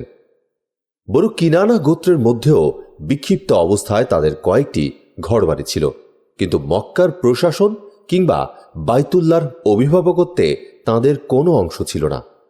এমন এক সময়ে কুসাই বিন কিলাব গোত্র আত্মপ্রকাশ করে। কুসাই সম্পর্কে বলা হয়েছে যে তিনি যখন মায়ের কোলে ছিলেন তখন তার পিতার মৃত্যু হয়। এরপর তার মা বনু উজরা গোত্রের রাবিয়াহ বিন হারাম নামক এক ব্যক্তির সঙ্গে বিবাহ বন্ধনে আবদ্ধ হয়ে যান। এই গোত্র শাম রাজ্যের কোনো এক অঞ্চলে বসবাস করত। কাজেই কুসাইয়ের মা কুসাইকে সঙ্গে নিয়ে সেখানে চলে যান। বয়সপ্রাপ্তির পর কুসাই মক্কায় ফিরে আসেন। সেই সময় খুজাই গোত্রের হুলাইল বিন হাবশিয়া খুজাই ছিলেন মক্কার অভিভাবক।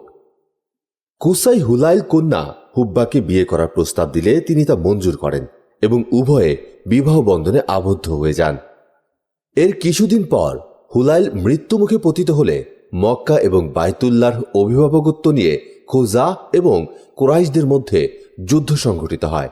যুদ্ধোত্তর মক্কায় কুসাইরা হয়ে ওঠেন মধ্যমণি। মক্কা এবং বাইতুল্লাহর অভিভাবকত্ব অর্পিত হয় তাঁরই হাতে। খুজা এবং কুরাইশদের মধ্যে সংঘটিত যুদ্ধের কারণ সম্পর্কে 3 ধরনের বর্ণনা পাওয়া যায়। এর মধ্যে প্রথমটি হচ্ছে যখন কুসাইয়ের সন্তানাদি খুব উন্নতি লাভ করল, তাদের হাতে সম্পদের প্রাচুর্য পরিলক্ষিত হলো এবং মান সম্মানও বৃদ্ধি পেতে লাগল। এবং এদিকে হুলাইল যখন মৃত্যুবরণ করলেন তখন কুসাই এটা উপলব্ধি করলেন যে মক্কার প্রশাসন এবং কাবার অভিভাবকত্বের ব্যাপারে বনু খুজা ও বকরের তুলনায় তার দাবি অগ্রাধিকারযোগ্য। তিনি এ ধারণাও পোষণ করতে থাকলেন যে কুরাইশগণ হচ্ছেন ইসমাইলীয় বংশোদ্ভূত খাঁটি আরব এবং ইসমাইলীয় বংশের অন্যান্যদের সর্দার। এ প্রেক্ষিতে তিনি কুরাইশ এবং বনু কেন্নার কিছু সংখ্যক নেতৃস্থানীয় ব্যক্তির সঙ্গে এ মর্মে আলাপ আলোচনা করেন যে কেন বনু বাকর এবং বনু খুজাকে মক্কা থেকে বহিষ্কার করা হবে না। আলোচনায় অংশগ্রহণকারীগণ এ ব্যাপারে তাঁর মতের সঙ্গে অভিন্ন মত পোষণ করেন। দ্বিতীয় বিবরণ হচ্ছে, বনু খুজার কথা অনুযায়ী হুলাইল নিজেই কুসাইকে ওসিয়ত করেন যে তিনি মক্কার শাসনভার গ্রহণ করবেন এবং কাবার রক্ষণাবেক্ষণের দায়িত্ব পালন করবেন। কিন্তু খুজাহ এই সম্মানজনক পদে কুসাইকে অধিষ্ঠিত করতে অস্বীকার করলে উভয়ের মধ্যে যুদ্ধ অবশ্যম্ভাবী হয়ে পড়ে। তৃতীয় বিবরণ হচ্ছে, হুলাইল তার কন্যা হুব্বার হাতে বাইতুল্লাহর অভিভাবকত্ব ন্যস্ত করেন এবং আবু গুবসান খুজাইকে তার প্রতিনিধি নিযুক্ত করেন। হুব্বার প্রতিনিধি হিসেবে আবু গুবসান খুজাই হয়ে যান কাবার দায়িত্বশীল ব্যক্তি, আর তার মস্তিষ্কে কিছু সমস্যা ছিল। এদিকে হুলাইল যখন মৃত্যুবরণ করেন তখন কুসাই হুলাইলকে ধোঁকা দেন এবং উন্নত কিছু উট অথবা এক মশক মদের বিনিময়ে আবু গুবসানের নিকট থেকে কাবার অভিভাবকত্ব ক্রয় করে নেন। কিন্তু খুজাহ সম্প্রদায় এই জাতীয় ক্রয় বিক্রয়ের ব্যাপারটি অনুমোদন না করে বাইতুল্লাহর ব্যাপারে কুসাইকে বাধা প্রদান করতে থাকেন। কুসাইও কিন্তু ছাড়বার পাত্র নন। বনু খুজাহকে মক্কা থেকে বহিষ্কার করার মানুষে কুরাইশ এবং বনু কিনানাকে একত্রিত করে তাদের সহায়তা লাভের জন্য আবেদন জানালেন। কুসাইয়ের আহ্বানে সাড়া দিয়ে তারাও একাত্মতা ঘোষণা করলেন। কারণ যাই হোক না কেন, ঘটনার রূপটি ঠিক এরকম ছিল যে হুলাইল যখন মৃত্যুবরণ করলেন, সুফাহ তখন তাই করতে চাইলেন যা তিনি সর্বদা করে আসছিলেন। কুসাই তখন কুরাইশ এবং কিনানার লোকজনদের সঙ্গে নিয়ে আকাবার যে স্থানে তারা সম্মিলিত হয়েছিলেন সেখানে উপস্থিত হয়ে বললেন যে, খানায় কাবার অভিভাবকত্বের জন্য তোমাদের তুলনায় আমরা অধিকতর যোগ্য এবং আমাদের দাবি অগ্রগণ্য। কিন্তু কুসাইয়ের কথায় কর্ণপাত না করে তারা যুদ্ধ ঘোষণা করে বসলেন। এ যুদ্ধে কুসাই তাদের পরাজিত করে তার ঈপ্সিত মান মর্যাদা ও অধিকার প্রতিষ্ঠিত করেন। এদিকে কুসাই এবং সুফার মধ্যকার বিরোধের সুযোগ নিয়ে বনু খুজাহ ও বনু বাকর অসহযোগিতার পথ অবলম্বন করলে কুসাই তাঁদের ভয় প্রদর্শন করে সতর্কতা অবলম্বনের পরামর্শ দেন। কিন্তু এ দো গোত্রের লোক তাঁর কথায় কোনো গুরুত্ব না দিয়ে যুদ্ধ ঘোষণা করে বসেন। এভাবে উভয় পক্ষই এক রক্তক্ষয়ী সংঘর্ষে লিপ্ত হয়ে পড়েন। এই যুদ্ধে উভয় পক্ষেরই বহু লোকজন হতাহত হয়। জানমালের প্রকৃত ক্ষয়ক্ষতির পরিপ্রেক্ষিতে আপোষ নিষ্পত্তির মাধ্যমে সমস্যা সমাধানের জন্য শেষ পর্যন্ত উভয় পক্ষের মধ্যেই আগ্রহ পরিলক্ষিত হয় এবং উভয় পক্ষই একটি চুক্তি সম্পাদনে সম্মত হন। এ লক্ষ্যে বনু বাকর গোত্রের ইয়ারমুর বিন আউফ নামক এক ব্যক্তিকে মধ্যস্থতাকারী মনোনীত করা হয়। সমস্যার সকল দিক পর্যালোচনা করে তিনি রায় দেন যে মক্কার শাসন এবং খানায় কাবার অভিভাবকত্বের ব্যাপারে খুজার তুলনায় কুসাই অধিকতর যোগ্যতার অধিকারী। অধিকন্তু তিনি আরও ঘোষণা করেন যে এ যুদ্ধে কুসাই যত রক্তপাত ঘটিয়েছেন তার সবই অর্থহীন এবং পদদলিত বলে ঘোষণা করছি। তাছাড়া এই সিদ্ধান্ত ঘোষিত হল যে খুজাহ ও বনু বাকর যে সকল লোকজনকে হত্যা করেছেন তাদের জন্য দিয়াত প্রদান এবং খানায় কাবার অভিভাবকত্ব অকুণ্ঠ চিত্তে কুসাইয়ের হাতে সমর্পণ করতে হবে। সেই বিচারের রায়ের কারণে ইয়ামুরের উপাধি হয়েছিল সাদ্দাখ। সাদ্দাখ শব্দের আভিধানিক অর্থ হচ্ছে পদদলিতকারী ব্যক্তি। বনু খুজাহ ৩০০ বছর ধরে কাবার অভিভাবকত্ব করেছিল, আর এ আপোষ নিষ্পত্তি এবং চুক্তির ফলে মক্কার ওপর কুসাই ও কুরাইশদের পূর্ণ কর্তৃত্ব লাভ সম্ভব হয় এবং বাইতুল্লাহর ধর্মীয় নেতার মহাসম্মানিত পদটিও কুসাই লাভ করেন। এর ফলে খানায় কাবাহ পরিদর্শনের উদ্দেশ্যে আরবের বিভিন্ন প্রান্ত থেকে আগত লোকজনদের সঙ্গে তার সম্পর্ক স্থাপিত হতে থাকে। মক্কার উপর কুসাইয়ের আধিপত্যের ঘটনা সংঘটিত হয়েছিল খ্রিস্টীয় ৫ম শতকের মধ্যভাগে, অর্থাৎ ৪৪০ খ্রিস্টাব্দের কোনো এক সময়ে। মক্কার শাসন ক্ষমতা লাভের পর কুসাই শাসন ব্যবস্থার কিছুটা সংস্কারমুখী কার্যক্রমের দিকে মনোনিবেশ করেন। মক্কার আশেপাশে বসবাসরত কুসাইগণকে মক্কায় নিয়ে এসে তিনি পুরো শহরটাকে তাঁদের মধ্যে বন্টন করে দেওয়ার মাধ্যমে প্রত্যেক বংশের লোকদের বসবাসের জন্য স্থান নির্ধারণ করে দেন। তবে যাঁরা মাসকে আগে পিছে করতেন তাঁদের, এমনকি আলে সফওয়ান, বনু আদওয়ান এবং বনু মুররাহ বিন আউফ প্রভৃতি গোত্রসমূহের লোকজনদের তাঁদের স্ব পদে রাখেন, কারণ কুসাই মনে করতেন যে এ সকল কাজকর্ম ধর্মকর্মের অন্তর্ভুক্ত এবং এসব ব্যাপারে রদ বদল সঙ্গত নয়। কুসাইর সংস্কারমুখী কর্মকাণ্ডের এটাও একটি উল্লেখযোগ্য বিষয় ছিল যে তিনি কাবার হারামের উপরে দারুল নাদওয়া স্থাপন করেন। দারুল নাদওয়া ছিল প্রকৃতই কুরাইশদের সংসদ, যেখানে গুরুত্বপূর্ণ এবং উল্লেখযোগ্য বিষয়াদির বিচার বিশ্লেষণ করা হতো। কুরাইশদের জন্য এটা ছিল একটি অত্যন্ত কল্যাণমুখী প্রতিষ্ঠান, কারণ এ দারুন নাদওয়াই ছিল তাঁদের ঐক্যের প্রতীক এবং এখানেই তাঁদের বিক্ষিপ্ত ও বিতর্কিত সমস্যাবলী ন্যায়সঙ্গত উপায়ে মীমাংসিত হতো। কুসাইয়ের শ্রেষ্ঠত্ব ও দলনেতৃত্বের প্রেক্ষাপটে গুরুত্বপূর্ণ দায়িত্বসমূহ পালনের অধিকার তিনি লাভ করেন। সেগুলো হচ্ছে: ১. দারুন নাদওয়ার অধিবেশনের সভাপতিত্ব।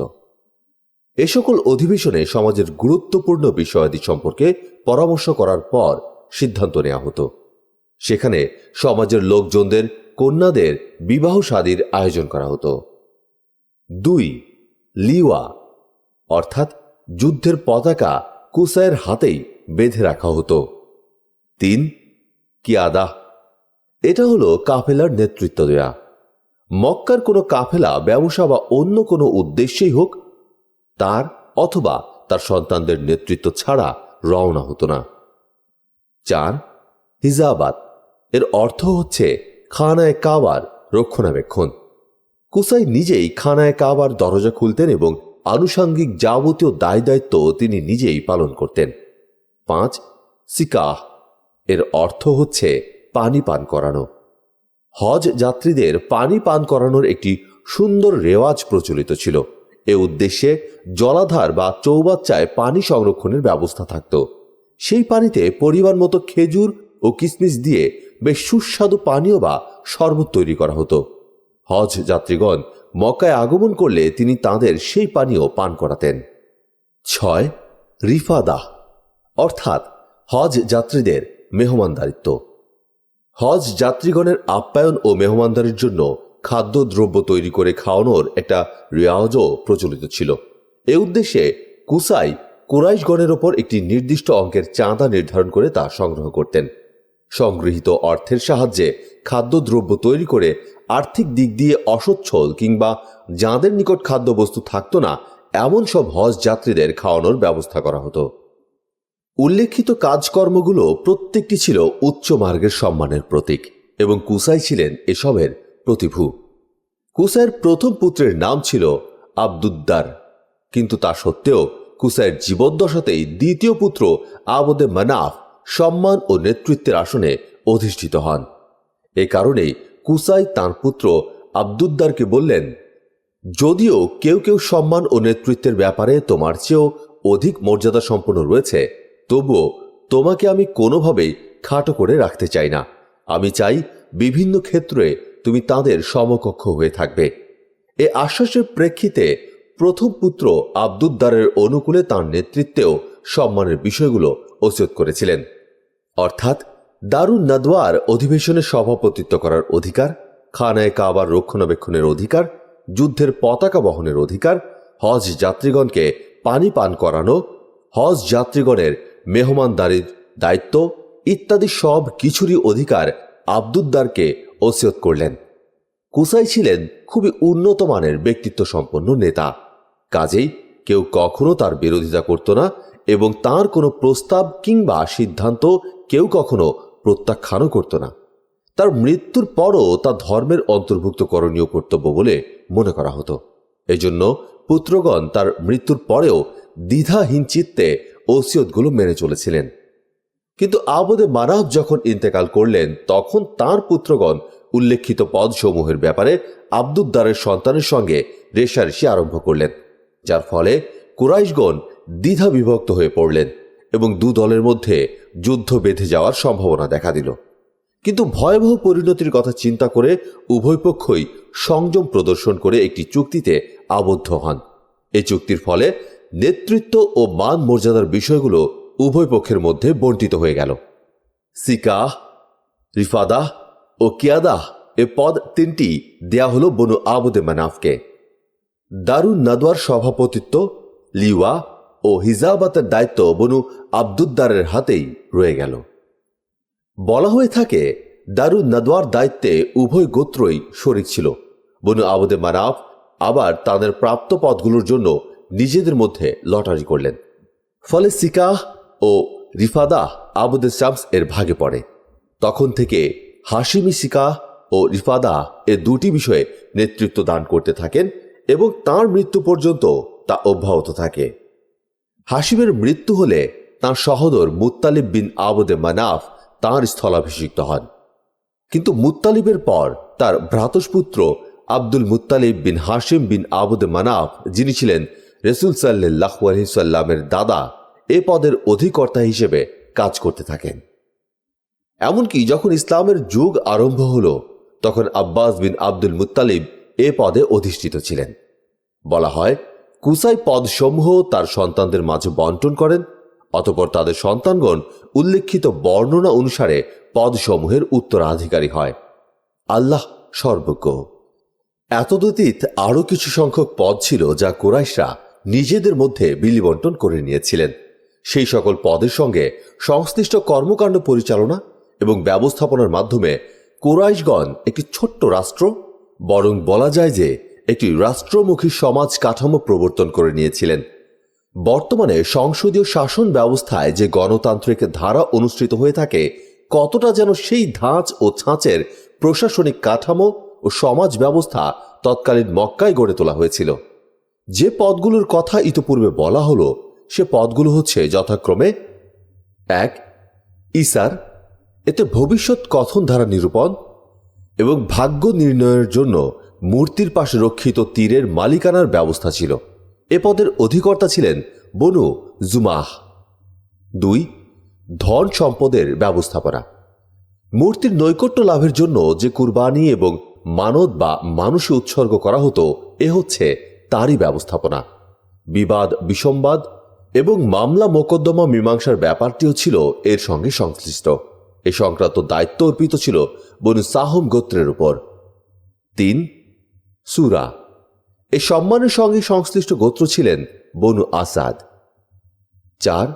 আশনাক, এ অধিদপ্তরের কাজ ছিল শোণিতপাতের খেসারত এবং জরিমানের ব্যবস্থা। এর দায়িত্ব অর্পিত ছিল বনু তাইম গোত্রের ওপর। 5. উকার, এর কাজ ছিল জাতীয় পতাকা ধারণ। এ অধিদপ্তরের দায়িত্বপ্রাপ্ত ছিলেন বনু উমাইয়া গোত্র। 6. কুব্বাহ, এ পদটি ছিল অত্যন্ত গুরুত্বপূর্ণ। এ অধিদপ্তরের দায়িত্ব কর্তব্য ছিল সৈন্যদের শিবির স্থাপন এবং সৈন্য পরিচালনা। এ দায়িত্ব অর্পিত ছিল বনু মাখজুম গোত্রের উপর।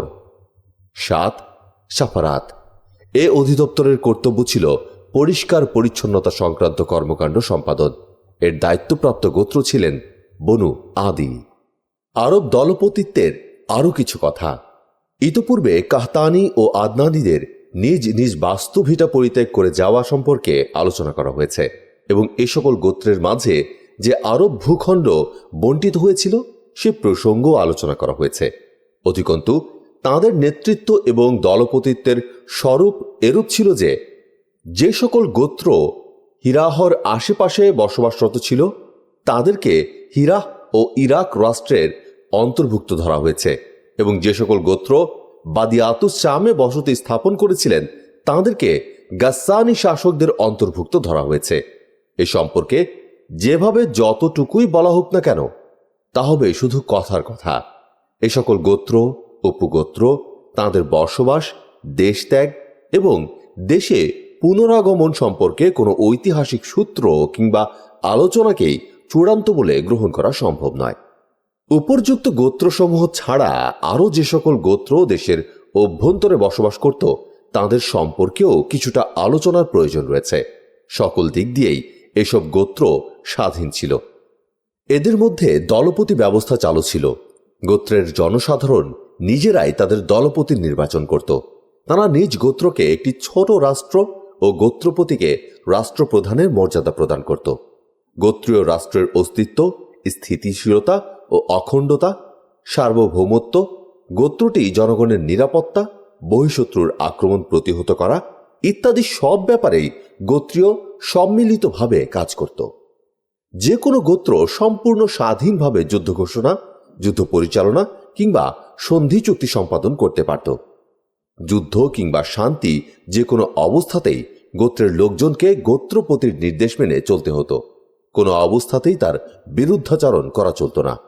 এমনকি কোনো কোনো দলপতির অবস্থা এমনও হতো, যদি তিনি রাগান্বিত হতেন তাহলে তৎক্ষণাৎ সহস্রাধিক তলোয়ার কোষমুক্ত হয়ে যেত। সেক্ষেত্রে জিজ্ঞাসার কোনো অবকাশই থাকত না যে গোত্রপতির রাগান্বিত হওয়ার কারণটি কি। কোনো কোনো ক্ষেত্রে আবার নেতৃত্বের প্রশ্নে দলপতির চাচাতো ভাইদের সঙ্গে রেষারেষি এবং দ্বন্দ্ব শুরু হয়ে যেত। এই কারণে দলপতিকে কতগুলো নিয়ম বিধি মেনে চলতে হতো। সেগুলো হচ্ছে: 1. স্বগোত্রীয় লোকজনদের সঙ্গে কথাবার্তা এবং আলাপ আলোচনার ক্ষেত্রে দলপতিকে সংযমের পরিচয় দিতে হবে এবং উদার মনোভাব অবলম্বন করতে হবে। 2. রাষ্ট্রীয় অর্থ সম্পদ ব্যয় করার ব্যাপারে তাকে মিতব্যয়ী হতে হবে। কোনো ক্রমেই তিনি প্রয়োজনের অতিরিক্ত অর্থ ব্যয় করবেন না। 3. মেহমানদারি করার ব্যাপারে তাকে অগ্রণী ভূমিকা পালন করতে হবে। 4. কাজকর্মের ক্ষেত্রে তাকে অবশ্যই দয়া ও ধৈর্যশীলতার সঙ্গে কাজকর্ম করতে হবে। 5. গোত্রীয় বীরত্বের প্রতিভূ হিসেবে তাকে বীরত্বের বাস্তব নমুনা প্রদর্শন করতে হবে। 6. যে কাজ করলে লজ্জিত হতে হবে এমন সব কাজকর্ম করা থেকে তাকে বিরত থাকতে হবে। 7. সাধারণ লোকজনদের দৃষ্টিতে একটি কল্যাণমুখী সমাজ এবং বিশেষভাবে কবিগণের দৃষ্টিতে একটি সুন্দর ও চরমোৎকর্ষের পথে অগ্রসরমান সমাজ জীবনের জন্য অব্যাহতভাবে কাজ করে যেতে হবে। কবিগণকেই সমাজের মুখ্য মুখপাত্র হিসেবে মনে করা হতো। এভাবে গোত্রপতিকে তার প্রতিদ্বন্দ্বীগণের তুলনায় উচ্চাসন বা উচ্চ মর্যাদা লাভের জন্য বিধিবদ্ধ আচরণ ধারার অনুসরণের অত্যন্ত নিষ্ঠার সঙ্গে ন্যায়ভিত্তিক জীবনযাপন করতে হতো। দলপতিগণের নিকট থেকে সমাজ যেমন অনেক কিছু আশা করত, অপরপক্ষে তেমনি আবার সমাজ দলপতিগণের জন্য কিছু কিছু সুযোগ সুবিধারও ব্যবস্থা করত। যেমন মিরবা, মালে গনিমতের 1/4, সফি, ওই সম্পদ যা বন্টনের পূর্বেই দলপতি নিজের জন্য নির্ধারিত করে রাখেন। নাশিতা, এই সম্পদ যা সাধারণ লোকজনের নিকট পৌঁছার পূর্বেই পথিমধ্যে দলপতি গ্রহণ করেন। ফুজুল, ওই সম্পদ যা গাজীদের সংখ্যানুপাতে বন্টন করা সম্ভব না হওয়ার কারণে অবশিষ্ট থেকে যায়। বন্টনের পর অবশিষ্ট উট, ঘোড়া ইত্যাদি সম্পদ দলপতিগণের প্রাপ্য হয়ে থাকে।